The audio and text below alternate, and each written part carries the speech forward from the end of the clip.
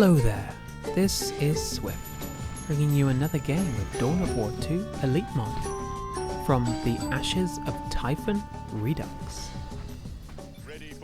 On the blue side we have MrCrow playing as the Space Marine Force Commander versus 505 Lava Kornilov, which is a name, playing as the Lord Commissar. We'll call him Kornilov, call them Kornilov rather. So this is Ashes of Typhon. Well, not entirely. This is a Redux version by Inikura, who, delightful member of the community, I'm sure we'll all agree.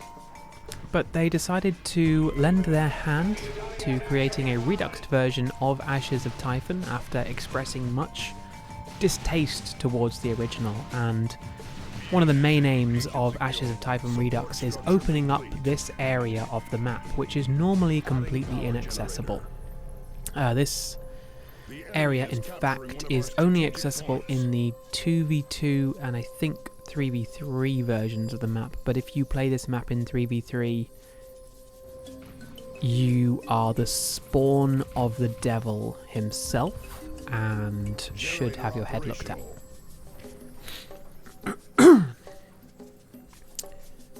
Just see some tactical marines coming out here for MrCrow, and they're a pretty obvious choice, you know, as Space Marines, especially versus the Sentinel. It is very good to get those Kraken bolts against that thing, and so far nothing super crazy. Going into Devastators as the third unit for the Space Marine side, ignoring the second Scout Squad.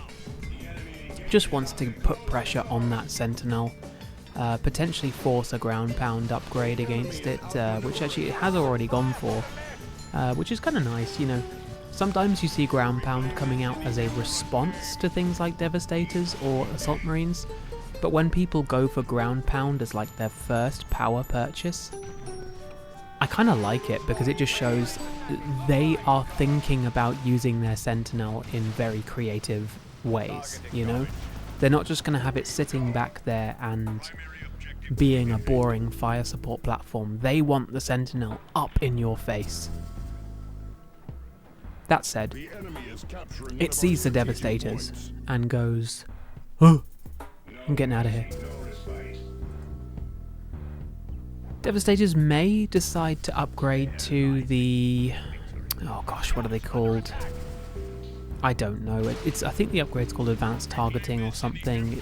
It gives them the Kraken rounds or the friggin' Octopus rounds or the bloody Snail rounds or whatever the hell they're called.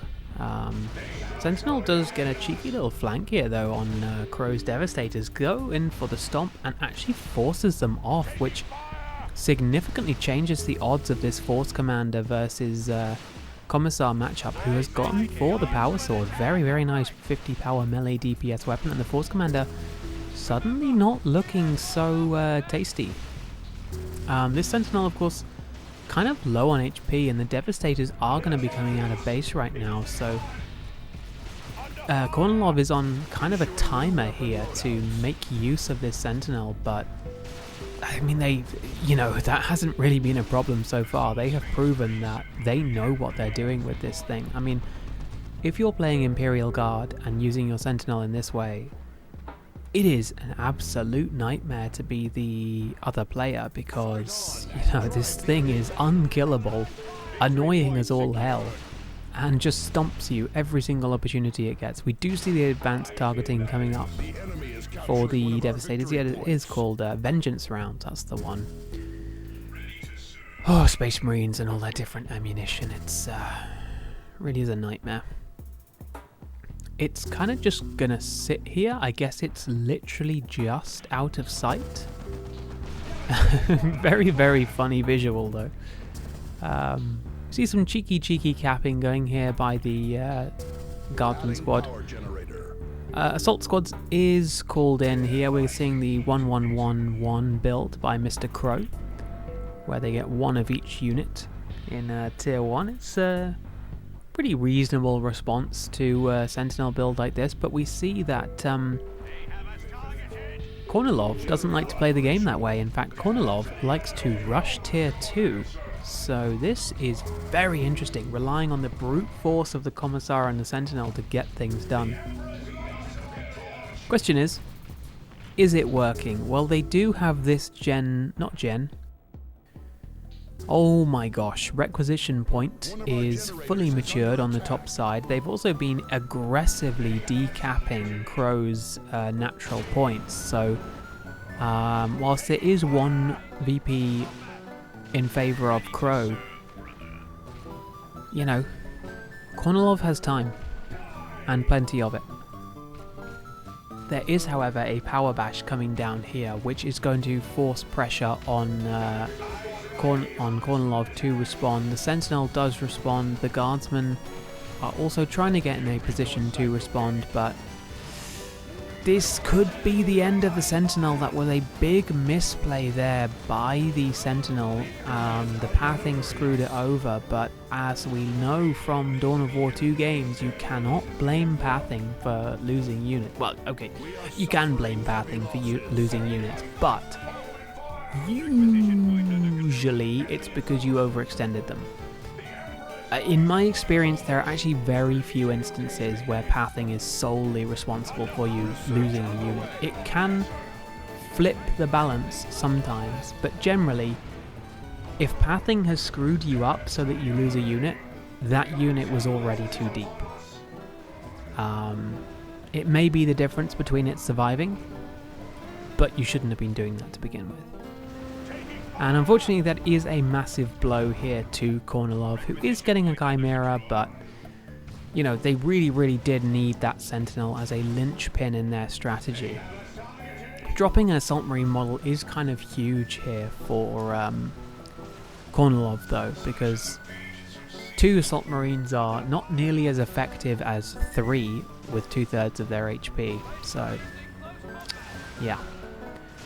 And the Chimera coming out is also an interesting one, because it's going to show MrCrow that they have managed to tech to tier 2 at pretty much exactly the right time. And as you can see, already queuing up the las cannon on the Devastator Marine squad now that that Sentinel is out of the picture. And that should be a pretty solid thing. We also see Stormtroopers coming out, presumably going for Assault Kit. Yep, straight for Assault Kit.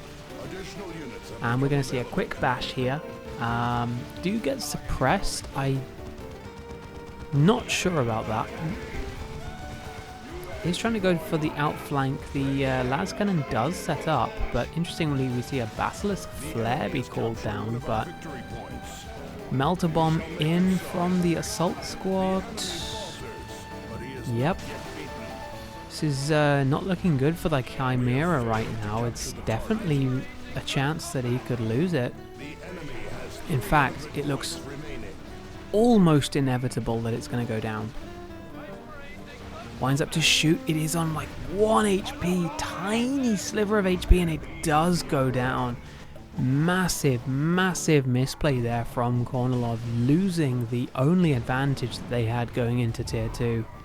Although that said, MrCrow has also dropped their tactical marines. I completely missed where that happened. That is incredibly unfortunate. Lots of losses coming in quick succession right now. MrCrow still applying VP pressure, which is very interesting. Map control is also swinging in their favour too. Definitely everything still to play for in this game. One of the things about Ashes of Typhon is, of course, it is a very congested map. And the Redux opening up this bottom section is very welcome, but it's still very busy. There is not much room to maneuver. I think Ashes of Typhon was probably Relic's attempts to recreate the magic that they captured with Calderus Refinery, but I don't think it achieved what Relic wanted it to achieve, because, I mean, Ashes of Typhon is not nearly as popular as Calderus Refinery for good reason. You know, it's one of those maps where it's clearly designed with a footprint that works for all 3 game modes, except Relic made some absolutely baffling decisions when designing the map, which means that no one would ever play it in 3v3, and they very, very rarely play it in 2v2. And obviously, Innie decided that, you know, even the 1v1 version needed some looking at, so yeah. Interesting choice here. We do see a librarian actually coming up for MrCrow, and I wonder if the librarian is a response to the stormtroopers, or whether this was an Overwatch purchase when the Chimera was bought, because certainly a smite would do a lot of damage to the stormtroopers, but I don't know. I'm definitely intrigued to see what will happen. Definitely intrigued. Slight repositioning. Kornilov is turning the VPs back in their favour. 3-1-7 to 2-1-2. It is a double cap in their favour. And this double assault kit stormtrooper blob is looking for a scrap. They certainly find it with these scouts who are absolutely melting. Oh my goodness, another volley could see them just 1 HP. 1 HP. Ooh. I'm actually like, oh my goodness. The 1 HP clutch retreat there from the scouts is... that has got to be something that is making Kornilov slightly irritated there. The fact that they did not manage to take them down, and definitely making Crow quite thankful. But however, as we can see, the power of the assault kit is so much that Kornilov is managing to get a 3rd squad on the field, and just even though they do piercing damage, they are doing so much damage to these assault marines and the librarian. Will they go for assault kit a 3rd time, or is it time to break out the melter guns? Because if I were MrCrow, I would be getting a dreadnought right now. I mean, if I were MrCrow, I would have lost this game in the 3rd minute, because I absolutely suck at 1v1. But, you know, that's beside the point. We're assuming in this analogy that I have this rare thing called skill. You may have heard of it. I've not heard of it before. Oh, that is a gorgeous grenade coming down there on the assault kit stormtroopers, and in their hubris, Lava Kornilov drops an assault kit stormtrooper squad, and that is exactly the kind of play that Crow needed to come back into the game right now. And I mean, like I said, it is hubris on the part of Crow. I mean, the fact, not Crow, Kornilov. The fact that the scouts managed to escape the previous engagement with 1 HP and then come back to kill the stormtroopers with a grenade, I think that is one of the best moments of dramatic irony I have ever seen in this game recently. It is quite beautiful. But yes, nonetheless, goodness me, this assault squad's level 3. Literally how? Have they just killed that many stormtroopers that they're level 3?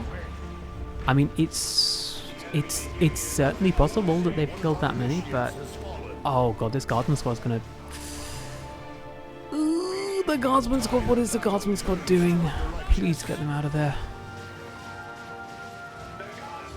The stormtroopers, when supported by the... not stormtroopers, my goodness, assault squad supported by the librarian should be pretty tasty. But my goodness, this guardsman squad. Yeesh. Please retreat after this, because this is giving me a panic attack. Interesting that the stormtroopers have not chosen an upgrade yet. Clearly Kornilov has been choosing to keep them vanilla for now. You know, just thinking maybe I will wait and see what comes out. And obviously,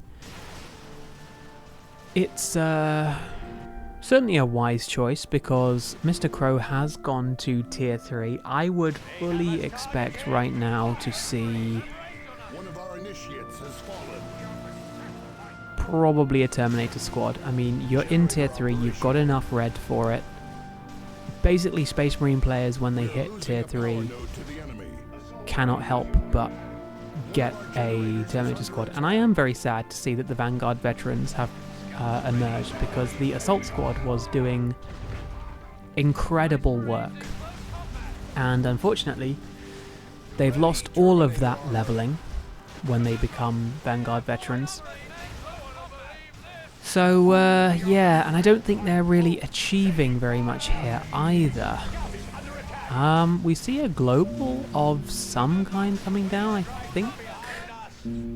At some kind of Commissar global. Not familiar with what it is. Is it a global? Oh, and once again, Terminator Force Commander, here for MrCrow. I was going to say earlier that Kornilov has made the classic mistake of overstaying their welcome in tier 2, but having seen MrCrow's army just be absolutely decimated by triple stormtroopers, I'm actually not sure. I feel like the stormtrooper play has been pretty successful for Kornilov. However, the map control game is significantly in the favour of MrCrow, and if Kornilov keeps this up, they are going to lose essentially just by default. Not really sure what the heavy weapon squad was supposed to achieve. I mean, you have Vanguard veterans on the field. You know that they're going to get jumped. Were they going to try to bait a second jump? I'm genuinely want to know what Kornilov was thinking. Maybe Kornilov was expecting a Predator to come out, and they were going to buy a heavy weapons team early to respond, but if someone better than me could inform me what Kornilov's plan was, I would love to know, because frankly I think it was very, very bizarre. So interestingly, we see the Guardsman squad upgrading now to the plasma guns. I do believe there's a different one. Oh, this one's still got flamers. Okay. I do know that I think in the next patch, Guardsmen will no longer be able to upgrade from flamers to plasma guns and vice versa. I don't think they'll be able to swap anymore. We do see the flamer coming out for the Terminator Force Commander, which is also something that's being nerfed in the next patch. It's getting its cooldown increased, and I mean, it is like an auto buy versus Imperial Guard, because it does such stinky damage versus Imperial Guardsmen, and it is the perfect response to these Stormtroopers. The map control is swinging away from MrCrow right now, who just doesn't have the unit pressure to keep up, and these guardsmen will be slowly decapping the southern side of the map, or the western side, because this is north. Lascannon is Lascannon is here somehow. Yeah, it's doing things. We do see a Power Fist here from the Vanguard veterans, which seems like a very preemptive buy. I don't know. Oh dear. I mean, might wipe the Guardsman here with this orbital, which, you know, useful, I guess? But doesn't even wipe them. So, you know, spending 500 red to kill 5 guardsmen? That, in the history of trade deals, is what we call a bad trade deal. See some unupgraded scouts coming out. It's a very sad thing that MrCrow could not preserve the previous scout squad. I was very tempted to award that scout squad MVP this game, but unfortunately it died and I don't really want to award MVP to a unit that just died like that. So yeah, I did think that the grenade play was very, very funny. Vanguard Veteran Squad, however, it is putting in some work, but Kornilov is just... I don't really understand how this is working for Kornilov, but they are managing to out Tier 2 Space Marine Tier 3, which I think if you were approaching this game from the perspective of an Indridcast's YouTube commenter, you would be screaming Imperial Guard OP. But really this is simply because MrCrow has been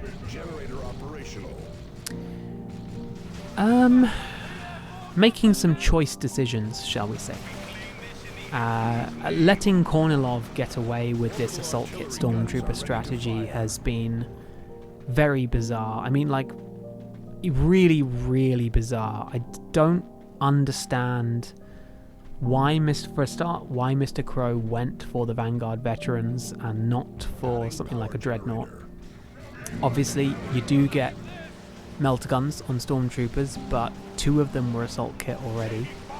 Not preserving the Tactical Marines and the Scouts was also big, and I know obviously the Stormtroopers do a lot of damage, but just some very strange plays. And that's not to say that Kornilov has not made strange plays. Buying the heavy weapons team when they were obviously going to die was a really, really bizarre choice. But I mean, MrCrow is successfully keeping up the cap pressure, and these Ogrins out here are actually doing some significant work here for Kornilov, doing a lot of damage to these Vanguard Veterans and should be shutting down the Terminators. Kind of intrigued that the Assault Cannon was bought for the Terminator squad. Yeah, I mean, sure, I guess.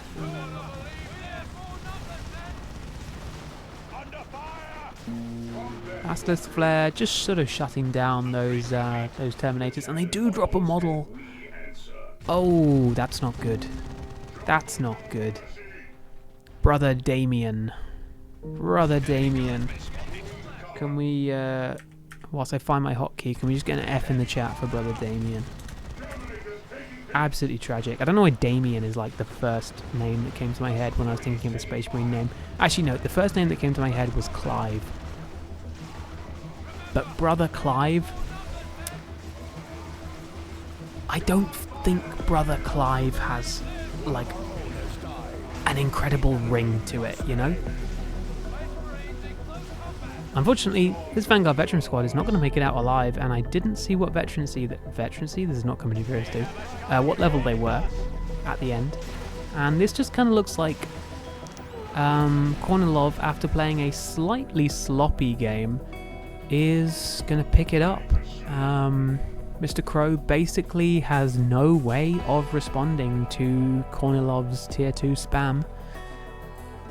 And even though they have been very, very good at map control, they have not been winning the fights. And the fights are proving to be the most important aspect. And I know there are VPs at play, but I gotta say, I don't see it. I do not see the vision. I think these are some Assault Terminators coming down. No, it's a Stern Guard drop pod. Terminator Force Commander so nearly going down. Suppression on the Ogrins. Ooh, hits a mine. Oh, God, that is... That's actually... Just the number of times that things in this game have died to, like, stupid explosives is actually hilarious. I wish we had seen, like, Catachan Devils come out leaving IEDs everywhere, because it's been quite amusing. Devastators do get the decap, but with the cap coming down south, there's no way for Crow to close out the game in their favour, and Kornilov wins 0 VPs to 122 in their favour. If there's anything to learn from this game, it's that stormtroopers are overpowered and torpid. You need to nerf the... I'm joking. No, if there's anything that you need to learn from this game, it's that stormtroopers are powerful and getting more infantry to counter them doesn't always work. I was actually very, very tempted to call this in the favour of MrCrow when I saw Kornilov falling into the trap of staying tier 2, but apparently it wasn't a trap, and it was a very, very well thought out bait, because MrCrow fell for the bait hook, line and sinker. And as we saw, they just weren't able to get that Space Marine snowball rolling. I think had they got out a Dreadnought, got it the Dark Age of Technology upgrade in tier 3, things could be very different. Now that's not to say that Kornilov could not have killed the Dreadnought, but it would have meant the Assault Kit Stormtrooper blob would have been significantly less threatening.